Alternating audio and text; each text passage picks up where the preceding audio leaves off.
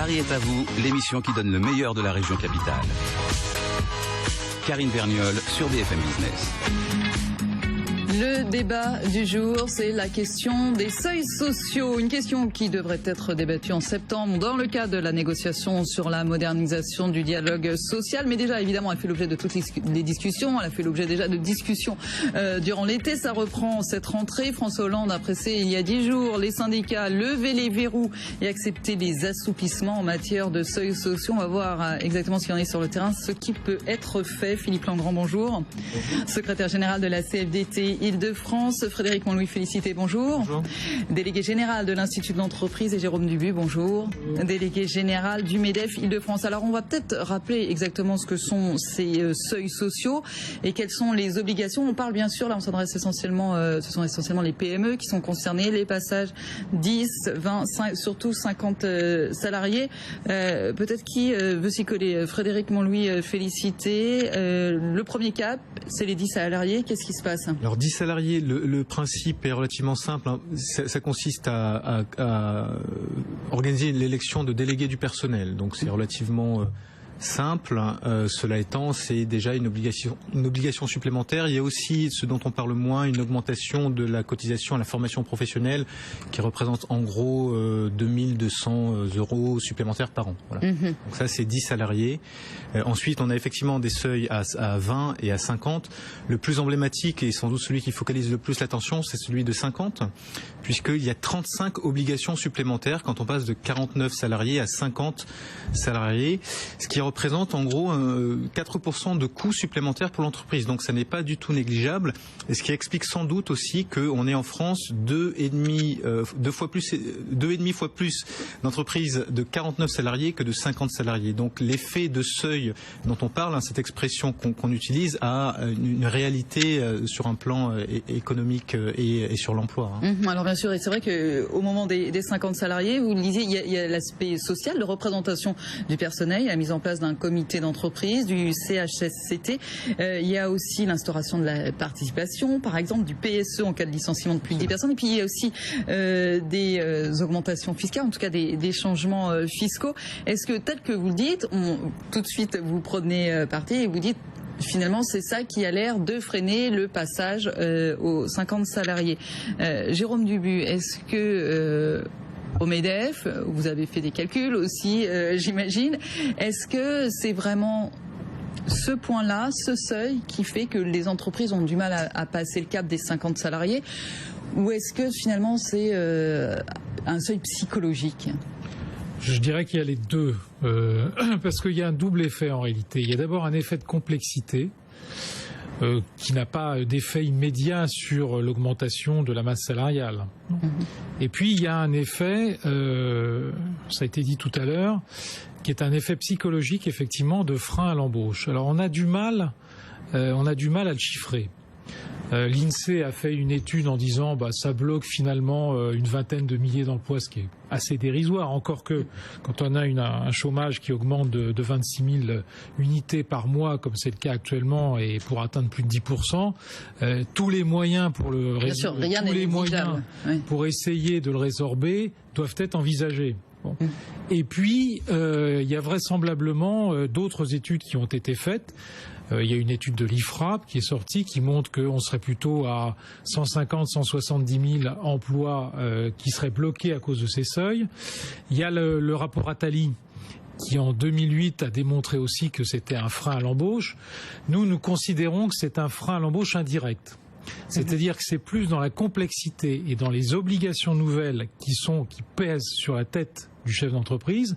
Par exemple, quand vous passez à 50 salariés, bon, ça a été dit tout à l'heure, il y a un certain nombre de nouvelles mesures à mettre en place. Il n'y a pas l'augmentation seulement de la masse salariale. Vers qui ça va peser cette augmentation ? Vraisemblablement sur le chef d'entreprise. Sauf à ce qu'il prenne, par exemple, un directeur des ressources humaines, mais dans une entreprise de 50 salariés, vous n'avez pas forcément les moyens de le prendre. Et donc, c'est lui qui va s'y coller vraisemblablement, au détriment d'autres choses, qui sont la recherche de marché, qui sont l'augmentation du chiffre d'affaires, qui sont la gestion de son entreprise. Voilà. Donc c'est plus sur cette complexité qu'il faut évidemment investir et essayer de faire en sorte que nous arrivions à moins de complexité. Philippe Langrand, donc du côté de la CFDT, est-ce que pour vous, il y a véritablement ce seuil ? Écoutez, il faut regarder ça de très près. En premier lieu, moi, je voudrais dire que c'est pas un sujet tabou pour la CFDT. Oui, c'est ce que disait Laurent Berger vendredi. C'est un sujet qui sera traité. Et vous l'avez dit dans votre introduction, c'est un sujet qui sera traité dans le cadre de la négociation nationale interprofessionnelle sur le dialogue social.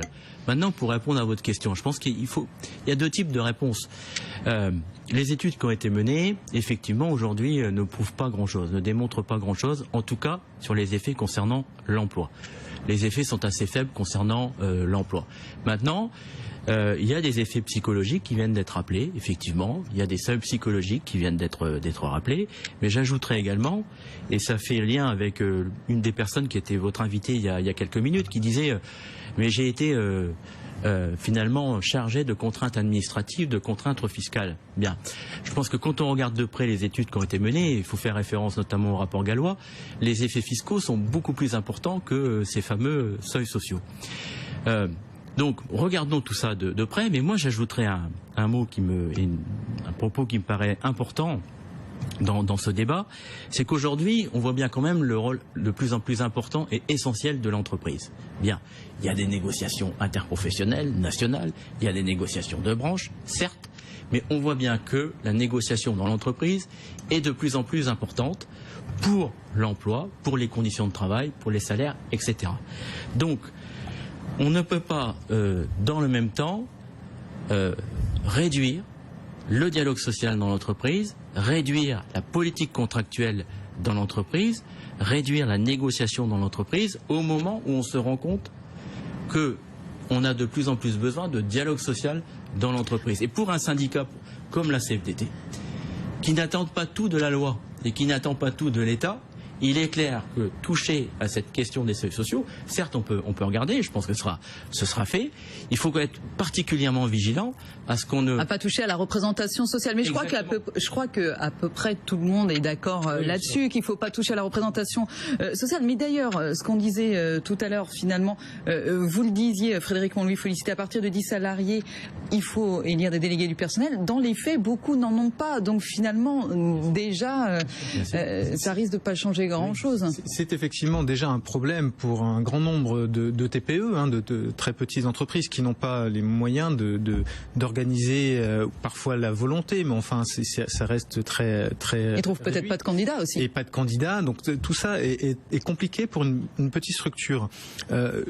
Pour revenir sur ce qui vient d'être dit sur le dialogue social, effectivement, l'entreprise, on le voit aujourd'hui, est au cœur du jeu, au cœur du redressement économique et des équilibres sociaux du pays. Donc, faisons confiance aussi aux entreprises, au terrain, aux salariés, aux chefs d'entreprise qui ne sont pas de méchants exploiteurs du prolétariat pour trouver des solutions pérennes et des solutions pragmatiques pour arriver à discuter et à mettre en place un certain nombre d'outils de gestion, de partage d'informations, de participation. Il y a quand même un certain nombre de chefs d'entreprise qui devancent les seuils sociaux, notamment sur la participation, parce qu'ils estiment que c'est une excellente chose que de faire partager les profits de l'entreprise à leurs salariés, et ce, avant même d'avoir atteint 50 salariés.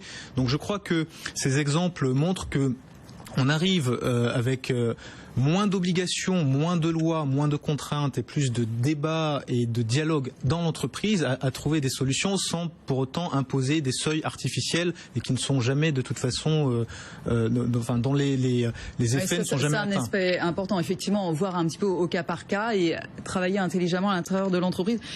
Justement, Philippe Langrand, vous seriez pour une forme de représentativité syndicale, un petit peu ce qui se fait comme chez les artisans. Pour vous, ce serait possible, ou pour les entreprises de moins de 20 salariés, on peut avoir des gens extérieurs. Vous, c'est envisageable ou pas ?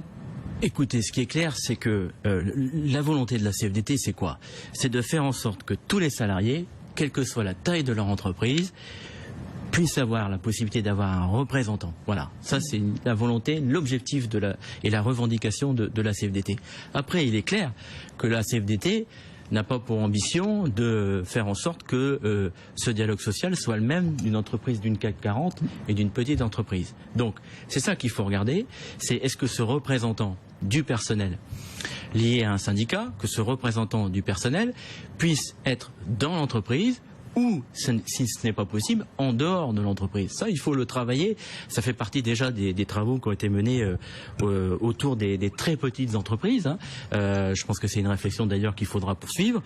Vous savez comme moi qu'il y a eu des élections TPE il y a quelques années maintenant, mais il faut avancer davantage pour faire en sorte que l'ensemble des salariés puissent être représentés, hein, et puissent avoir accès aux droits comme tous les salariés. Après, travaillons sur la machine, sur la structuration pour que ça se mette en place. Jérôme Dubu, d'ailleurs, vous ne dites pas autre chose au MEDEF, hein, sur la représentation sociale, il faut qu'elle existe d'une manière angulaire. Oui, ça, nous avons toujours été d'accord sur ce point de vue. Néanmoins, nous ne sommes pas seuls dans les négociations. Nous sommes 3 dans le collège patronal, que les avis sont assez divergents. La CGPME, par exemple. La CGPME n'est pas tout à fait d'accord sur ce principe. Moi, je crois que dans les moins de 10, il n'y a pas besoin forcément de syndicats. Je m'excuse pour le représentant de la CFDT, mais le dialogue social, il se fait quotidiennement, tous les jours, avec le chef d'entreprise et les 9 salariés qui l'accompagnent. Puisque souvent, le chef d'entreprise est parmi eux, j'allais dire, du matin jusqu'au soir. Donc, les gens font du dialogue social comme M. Jourdain faisait de la prose sans le savoir, bien évidemment, le plus souvent. Le problème, c'est aujourd'hui de savoir ce que nous pouvons faire pour réduire le chômage et relancer la croissance. Et cette affaire des seuils sociaux est l'un des sujets sur lesquels il faut s'interroger. Ça n'est pas le seul, ça n'est pas l'alpha et l'oméga de la création d'emplois, sinon il y a longtemps qu'on l'aurait fait. Simplement, c'est un des sujets sur lesquels il faut se pencher, et non pas, je m'excuse de le dire, mais non pas en donnant une fois de plus. Soit c'est efficace et on le fait, soit c'est pas efficace et on le fait pas. Donc ça serait quoi une des solutions? Parce qu'on disait effectivement, on va pas échanger la représentativité syndicale dans les entreprises de moins de 10 salariés, dans les TPE, contre le fait de faire sauter ou de multiplier par 2 les seuils sociaux. Voilà. Je ne crois pas que ce soit le débat. Le débat, c'est est-ce que c'est efficace ou est-ce que ça n'est pas efficace? Et alors, si c'est efficace, il faut le faire. D'accord. Les seuils sociaux, est-ce qu'une des solutions, ça serait passer, au lieu de dire le seuil de 50, du 49 à 50, est-ce qu'on l'augmenterait de 10, quoi, à 60 ou à 70? Alors, il y a plusieurs solutions. Il y a d'abord le fait de faire complètement sauter les seuils sociaux, ce à quoi je ne crois pas vraiment. Il y a le fait de les multiplier par 2, pourquoi pas. On pourrait donc 20 et 100. 20, voilà, et continuer jusqu'à 50, de 50 à 100. Ça peut être une solution. Il faut voir l'efficacité de la mesure. Simplement, on n'arrivera pas, à mon avis, directement à l'abrogation générale des seuils sociaux. Parce qu'il y a trop d'avantages acquis, il y a trop de choses qui sont là et qu'on ne peut pas faire bouger, et ça sera extrêmement compliqué. Donc si on pouvait, par exemple, doubler les seuils sociaux actuels, ce serait déjà, à mon avis, une bonne mesure. Mais il faudra l'évaluer. Et ça, c'est assez important, puisque les études qui ont été faites sont très contradictoires. Parce qu'aujourd'hui, on nous dit que 140 000 emplois ne seraient pas créés en France à cause de ça. Donc, l'INSEE dit 20, la commission Attali avait dit une centaine de milliers, l'IFRAP, qui est un institut privé, dit 170 à 200. Voilà, on passe de 20 à 200, vous voyez, c'est du... Frédéric Montlouis, félicité. La réalité, c'est que personne ne sait vraiment. Et comme le disait très bien Jérôme Dubu, on est ici dans le symbolique et à la fois dans le symbolique et dans le concret, c'est-à-dire dans le temps et la complexité que ça demande aux chefs d'entreprise.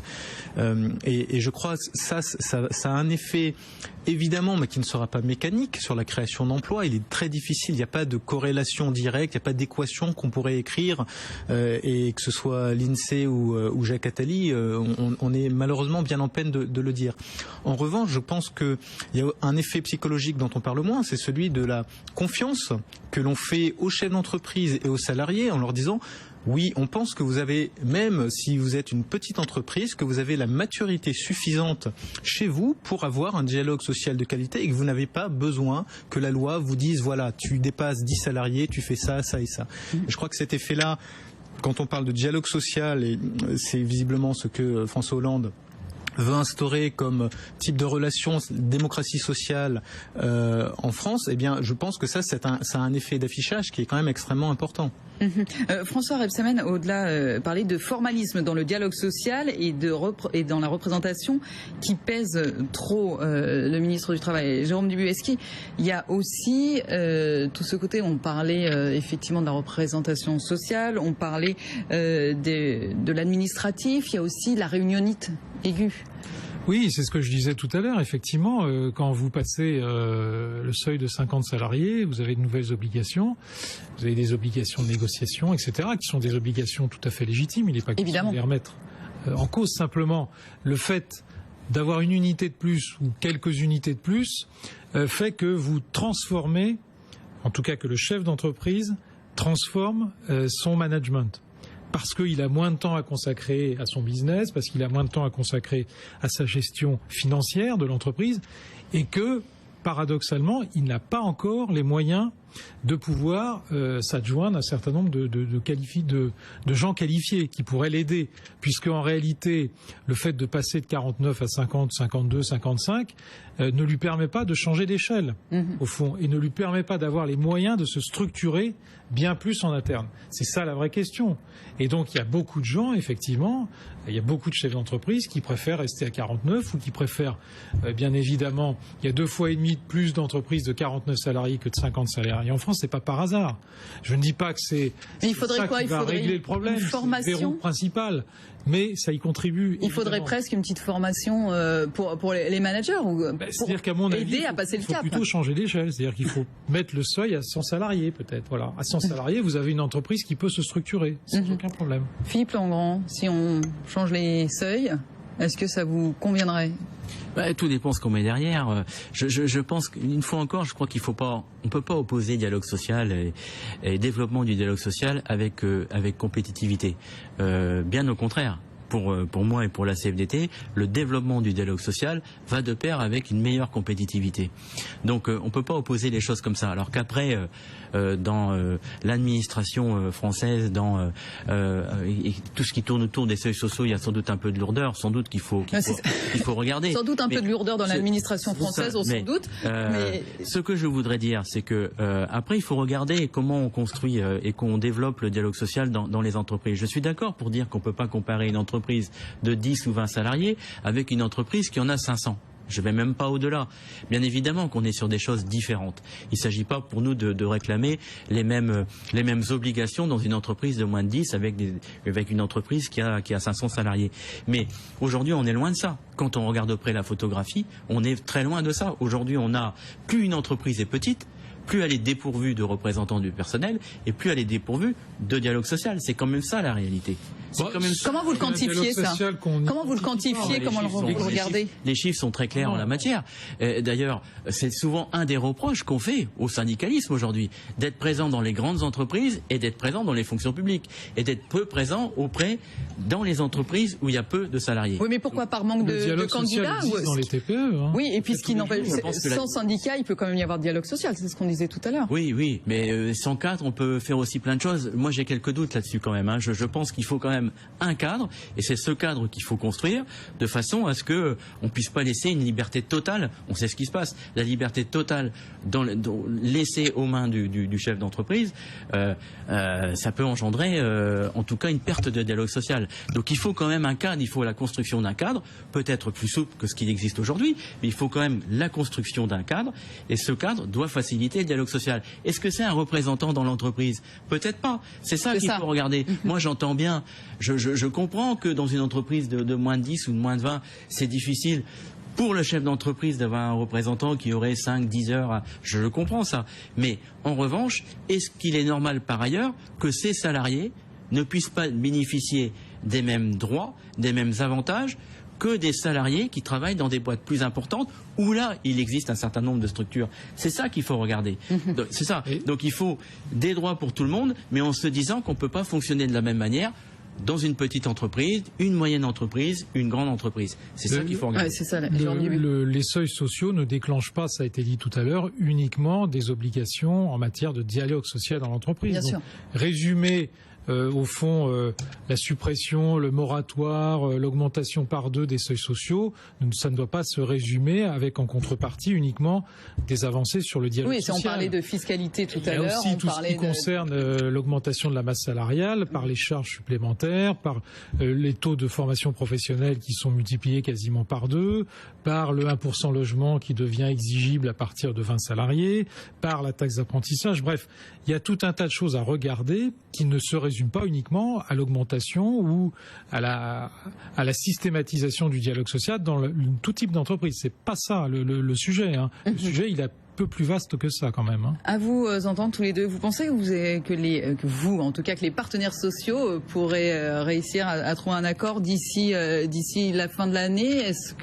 Parce que on a l'impression que les seuils sociaux, vous le disiez tout à l'heure, c'est pas un sujet tabou, que ça va être peut-être plus simple que d'autres négociations en cours. C'est une négociation générale, il n'y a pas que les seuils sociaux, donc c'est évidemment la négociation, l'aboutissement de la négociation générale qui va déclencher cette partie sur les seuils sociaux. C'est un vaste sujet, cette négociation. Le MEDEF y est prêt depuis des années. Le gouvernement semble être prêt à avancer puisque Manuel Valls a dit que cette affaire des seuils sociaux était légitime. C'est ça. Et alors, du côté des syndicats? Mais je pense que les syndicats, ils ont une responsabilité sur cette question, comme sur d'autres questions d'ailleurs. Hein. Tout ce qui tourne autour de l'emploi et du dialogue social. Il est de notre responsabilité dans les semaines et les mois qui viennent de trouver un accord sur cette question, mais c'est sur la question plus large de la modernisation du dialogue social dans ce pays. Et je ne pense pas que ce serait raisonnable de laisser sur cette question-là, qui est du ressort des partenaires sociaux, des syndicats et des patrons, de laisser la main libre au gouvernement. Oui, parce que sinon, c'est ça, le gouvernement saisira le Parlement s'il n'y a rien. Dans les semaines qui viennent, comme on l'a fait sur d'autres sujets ces derniers mois et ces dernières années, de déboucher sur un accord. Ah bah très bien, c'est la bonne nouvelle. Soyons optimistes, c'est ça. Philippe Langrand, secrétaire général CFDT Île-de-France, merci beaucoup à vous.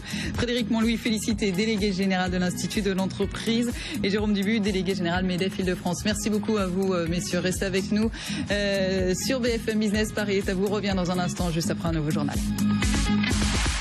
Paris est à vous. L'émission qui donne le meilleur de la région capitale.